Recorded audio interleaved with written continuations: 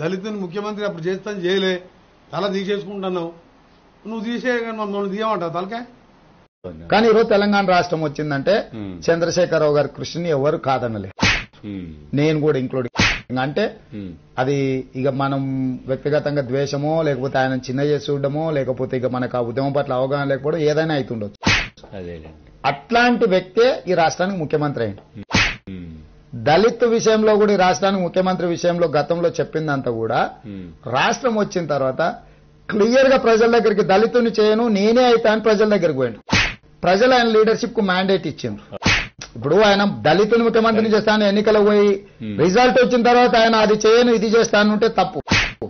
నేను చాలా సందర్భంలో ప్రైవేట్ డిస్కషన్స్ లో చాలా మంది అన్నప్పుడు ఉద్యమ నేపథ్యంలో మాట్లాడిండు, కానీ ఎన్నికలు వచ్చినప్పుడు ఎలక్షన్ మేనిఫెస్టోలో క్లియర్ కట్ గా నేనైతే రాష్ట్రానికి ముఖ్యమంత్రిని, నేను ఇంకెవరి చేతిలో పెట్టినా కూడా ఇది చెల్లకుండా పోతుంది, ఇటు పోతుంది, అడిపోతుంది, అందరి చేతగాని వాళ్ళు నేను ఒక్కనైతే చాలా రీజనబుల్ గా మాట్లాడుతున్నారు మీరు.